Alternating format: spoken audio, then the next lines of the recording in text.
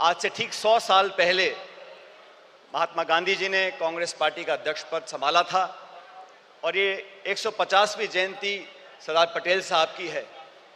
इस ऐतिहासिक अधिवेशन में हम यहाँ मौजूद हुए हैं और अभी आपने खड़गे साहब का भाषण सुना।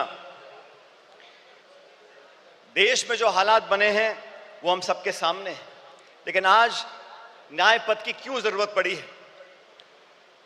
देश में जो सरकार काम कर रही है, पिछले 10 सालों में महंगाई, बेरोजगारी, आर्थिक असमानता, ध्रुवीकरण और क्रूरता की सारी हदें पार कर चुकी है और भारतीय राष्ट्रीय कांग्रेस अब नफरत, नकारात्मकता और निराशा के इस वातावरण को बदलकर न्याय और संघर्ष के रास्ते पर चलने के लिए प्रतिबद्ध है।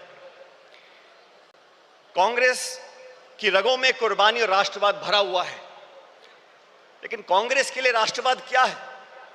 जो लोग राष्ट्रवाद की दुहाई देते हैं, राष्ट्रवाद का चोला ओढ़कर वोट बटोरने का काम करते हैं, मैं उन लोगों को बताना चाहता हूं कि कांग्रेस पार्टी का जन्म संघर्ष के लिए हुआ, देश की आजादी के लिए हुआ और कांग्रेस पार्टी के सुनहरे इतिहास में हमारे नेताओं ने जो कुर्बानियां दी हैं उसका पूरे देश और दुनिया में कोई दूसरा उदाहरण नहीं है। कांग्रेस पार्टी के नेताओं ने देश को अखंड रखने के लिए, चाहे इंदिरा गांधी जी हो, चाहे राजीव गांधी जी हो, चाहे सरदार बेअंत सिंह हो, उन्होंने अपने प्राण न्यौछावर किए, छातियों पे गोलियां खाई इस देश की अखंडता और समृद्धता को एक रखने के लिए। ये कांग्रेस का राष्ट्रवाद है। कांग्रेस का राष्ट्रवाद भारत को जोड़ने का है, भाजपा का राष्ट्रवाद समाज को तोड़ने का है। कांग्रेस का राष्ट्रवाद भारत की अनेकता को एकता में मिलाने का है और भाजपा का राष्ट्रवाद अनेकता को खत्म करने का है। सत्ता को हथियाने के लिए और बरकरार रखने के लिए धर्म, जाति, क्षेत्रवाद, भाषा, पहनावा और खान पान में लोगों को बांटने के लिए जो राष्ट्रवाद की दुहाई देते हैं, उनको आईना दिखाने का अब समय आ चुका है। वो लोग जो कांग्रेस मुक्त बनाने की बात करते हैं, मैं याद दिलाना चाहता हूं आपको, राजीव गांधी जी प्रधानमंत्री बने थे तो कांग्रेस के पास 400 से ज्यादा सांसद थे।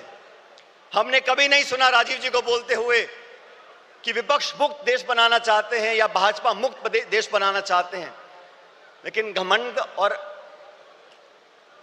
की ये परिकाष्ठा हो गई है कि कांग्रेस मुक्त बनाना चाहते हैं।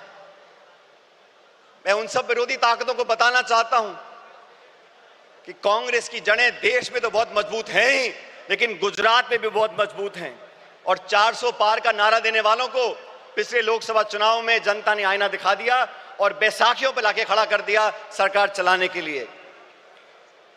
प्रजातंत्र की पहरी है और संविधान की रक्षक है कांग्रेस पार्टी। 1950 में जब संविधान लागू हुआ था, उससे पहले बाबा साहब अम्बेडकर ने खुद 25 नवंबर 1939 को संविधान सभा में कहा था कि कांग्रेस के बिना संविधान बनाना असंभव था। पिछले 75 सालों में कई सरकारें देश में आई, कांग्रेस की और गैर कांग्रेस की, लेकिन हर सरकार ने मूलतः संवैधानिक संस्थाओं को पोषित करने का काम किया, संवैधानिक संस्थाओं को संरक्षण देने का काम किया।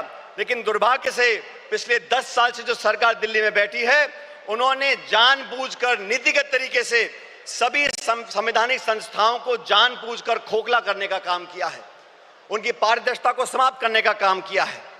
और ये आज की बात नहीं है। फरवरी 2000 में भाजपा की सरकार ने संविधान की समीक्षा के लिए एक आयोग बनाया और साजिशपूर्ण तरीके से खिलवाड़ करने की कोशिश करी, लेकिन राष्ट्रव्यापी विरोध किया कांग्रेस ने, पूरे देश के लोगों ने उनको अपने हाथ पीछे खींचने पड़े। और 2024 के लोकसभा चुनाव से पहले भाजपा नेताओं ने खूब कहा 400 पार करा दो और भाजपा के सांसदीय उम्मीदवारों ने कई बार नारा देकर अपनी दुर्भावना को प्रकट किया कि कैसे वे संविधान से खिलवाड़ करना चाहते हैं। साथियों, भाषण देना अलग बात है, लेकिन सरकार के कामकाज को आप देखिए। 6 वर्ष पहले भाजपा सरकार ने सदन में कहा था कि जम्मू कश्मीर को पूर्ण दर्जा देंगे। सुप्रीम कोर्ट की कॉन्स्टिट्यूशनल बेंच ने आदेशित किया कि आप जम्मू कश्मीर को पूरा दर्जा दो राज्य का, आज तक नहीं दिया। मणिपुर में क्या घट रहा हम देख रहे हैं, गृह युद्ध के हालात बने हुए हैं, बलात्कार हो रहा है, लूटपाट हो रही है, महामारी बची है, लेकिन ना तो प्रधानमंत्री जी को वहां जाने का समय है, ना उनकी इच्छा है। वो लोग जो संविधान की बात करते हैं और अपनी कार्यप्रणाली से संवैधानिक संस्थाओं का दुरुपयोग कर कर अपने राजनीतिक प्रतिद्वंदियों को आरोपी बनाने का काम करते हैं, उनका पर्दाफाश करने का समय आ गया है। कांग्रेस पार्टी ने, राहुल गांधी जी ने, खड़गे साहब ने लोकसभा चुनाव से पहले इंडिया अलायंस का गठबंधन किया। देश के सामने जो चुनौतियां थी उसका सामना करने के लिए समान दृष्टिकोण रखने वाले दलों को साथ लेकर आए थे और भविष्य में भी भाजपा सरकार को चुनौती देने के लिए संसद के अंदर और संसद के बाहर समय पड़ने पर तमाम हमारे इंडिया अलायंस के गठबंधन के साथियों के साथ हम चर्चा कर आगे बढ़ने का काम करेंगे। मैं धन्यवाद देना चाहता हूं राहुल गांधी जी का। सामाजिक न्याय की लड़ाई लड़ने का अगर रास्ता किसी ने दिखाया है तो राहुल जी ने दिखाया है। 1951 में जब सुप्रीम कोर्ट ने देश में आरक्षण को खत्म कर दिया था तो पंडित नेहरू जी की कांग्रेस सरकार थी जब वो अध्यादेश लेकर आए और संविधान में हमेशा के लिए आरक्षण का रास्ता परस्त कर दिया था। वो राजीव जी ने, इंदिरा जी ने उस रास्ते को अपनाया और मुझे खुशी है कि आज खड़गे साहब और राहुल जी ने ये बीड़ा उठाया है कि सामाजिक न्याय दिलाने की जिम्मेदारी अपने कंधों पर ली है। देश में बैकलॉग है, SC, ST, OBC महिलाओं पर जो अत्याचार और हो रहे हैं, लगातार 13% की वृद्धि उसके अंदर हो रही है। देश का सद्भाव, सर्वधर्म समभाव, आज जो टकराव पैदा किया गया है, भाई को भाई से लड़ाने की जो एक साजिश रची जा रही है, उसके खिलाफ हम सब कांग्रेसजनों को साथ खड़ा होना होगा। बिना संकोच के हमें कहना होगा, जैसा सरदार पटेल ने 1948 में जयपुर के अधिवेशन में कहा था कि कांग्रेस और कांग्रेस की सरकारें इस बात के लिए प्रतिबद्ध हैं कि भारत एक सच्चा धर्मनिरपेक्ष राज्य हो। हमारी अलग अलग पृष्ठभूमियां हैं, संस्कृति है, वेशभूषा है, खाना पीना है, भाषाएं हैं, लेकिन जो लोग उत्तर दक्षिण के राग में धर्म, जाति, गोत्र के नाम पर लोगों को बांटना चाहते हैं, उन लोगों से हमको सावधान रहना पड़ेगा। भारतीय राष्ट्रीय कांग्रेस प्रतिबद्ध है कि धार्मिक, भाषाई, जातिगत व क्षेत्रीय बंटवारे की सियासत को हम आखिरी दम तक लड़ते रहेंगे। देश को ना बंटने देंगे, ना बांटने वाली ताकतों को बढ़ने देंगे। हमारा वही नारा है, नफरत छोड़ो और भारत जोड़ो, जो नारा राहुल जी की यात्रा में हम सब लोगों ने बड़ी गुरजोर से कहा था। महिला अधिकार की बातें करते हैं, आदि आबादी और पूरा हक, ये कांग्रेस का संकल्प है। एनी बेसेंट से लेके सरोजिनी नायडू जी, नेली सेनगुप्ता जी, इंदिरा गांधी जी, सोनिया गांधी जी ने हमेशा महिलाओं के अधिकारों को पहली पंक्ति में लाने का काम किया है। पिछले एक दशक में महिला अत्याचार, शोषण, प्रताड़पन, अपराध इतने बढ़ गए हैं कि भारत मां की आत्मा पूर्णतः छलनी हो गई है। केंद्र की भाजपा सरकार के आदेश पर महिला पहलवान बेटियों को दिल्ली की सड़कों पर जो घसीटा गया, या मणिपुर में मां बहनों को सार्वजनिक तौर से निर्वस्त्र कर घुमाया गया, हाथरस से लेकर उन्नाव तक भारत मां के सीने पर ऐसे हजारों घाव हैं। आए दिन देश की बेटियों के बारे में भाजपा के मुख्यमंत्री, केंद्रीय मंत्री और उनसे संबंधित संस्थाएं जिस प्रकार उनके पहनावे, आचरण, चरित्र, बाहर जाने के समय उनकी स्वतंत्रता, खान पीन व निर्णय लेने की क्षमता को लेकर लगातार आपत्ति उठाते रहते हैं, उसका हमको विरोध करना पड़ेगा। ये वो सरकार है जो किसानों का विरोध करती है। मुझे फक्र है कि हम उस पार्टी के कार्यकर्ता हैं जिसने संकल्प लिया है कि हम लोग किसानों का MSP पर एक कानूनी अधिकार जनता को देंगे और 50% से ऊपर समर्थन मूल्य किसान को मिलेगा। श्वेत क्रांति, हरित क्रांति, मिनिमम सपोर्ट प्राइस, ये सब कांग्रेस की सोच का परिणाम रहा। भाजपा ने तो 3 काले कानून लेकर आए, 16 महीने तक आंदोलन हुआ, 700 किसान शहादत हो गई उनकी, और फिर जाके भाजपा को अपने हाथ पीछे खींचने पड़े। आप सबको याद होगा साथियों, जमीन अधिग्रहण को लेकर राहुल गांधी जी ने भट्टा परसौल में आंदोलन किया था।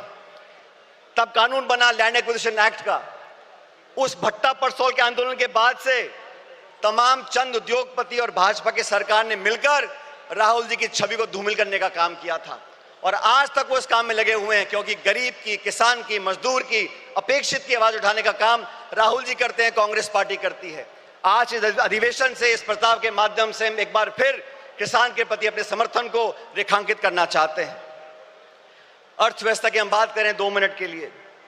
मनमोहन सिंह जी की सरकार में 10 साल में 27 करोड़ लोगों को गरीबी रेखा से उठाया गया, 8% की GDP ग्रोथ हुई। आज के जो हालात हैं, और कृपया करके गौर से सुनिए, इस देश के जो 1% सबसे अमीर लोग हैं, उनके पास देश की 40% संपत्ति है। 1% अमीर लोगों के पास 40% संपत्ति है, और जो निचले 50% लोग हैं, उनके पास मात्र 6.5% संपत्ति इस देश की है। हम लोग आज अधिवेशन मौजूद हैं, ये संकल्प लेके ऐसे जाना पड़ेगा। कर्नाटका में हम लोगों ने संकल्प लिया कि 2025 संगठन का वर्ष होगा। साथियों, मैं चाहता हूं इस अधिवेशन की महक पूरे देश के हर गांव, हर ढाणी, हर कस्बे तक पहुंचे। जिस इच्छा शक्ति के साथ हम संघर्ष कर रहे हैं, जिस मजबूती से राहुल गांधी जी, मोदी जी और पूरी सरकार को चुनौती दे रहे हैं, उनके साथ कंधे से कंधा मिलाकर हम लोगों को राजनीतिक विजय प्राप्त करनी पड़ेगी। और राजनीतिक विजय प्राप्त करने के लिए संगठन को मजबूत करना बहुत जरूरी है। न्याय का संकल्प, संघर्ष का पथ। आज साथियों, हम एकजुट हो जाएं, पूरी दृढ़ इच्छा शक्ति के साथ न्याय का संकल्प करें, संघर्ष के पथ पर आगे बढ़ें। और आज इस बेहद कठिन दौर से हम गुजर रहे हैं, लेकिन हम सभी साथी कार्यकर्ता मजबूती से कांग्रेस की अपनी असीम संगठनात्मक क्षमता, दक्षता, कार्यकुशलता के आधार पर अधिक से अधिक विस्तार करें और भारतवासियों के लिए न्याय के संघर्ष का संकल्प सरकार हम साकार करेंगे। ये संघर्ष रंग लाएगा और विजय दिलाएगा। मैं अंत में दिनकर साहब की कुछ पंक्तियों को परिभाषित कर आपके बीच रखना चाहता हूं। चले संघर्ष आठों याम तुमसे, चले संघर्ष आठों याम तुमसे, करेंगे अंत तक संग्राम तुमसे। हमारे न्याय की संकल्पना साकार होगी, कांग्रेस की फिर जय जयकार होगी। बहुत बहुत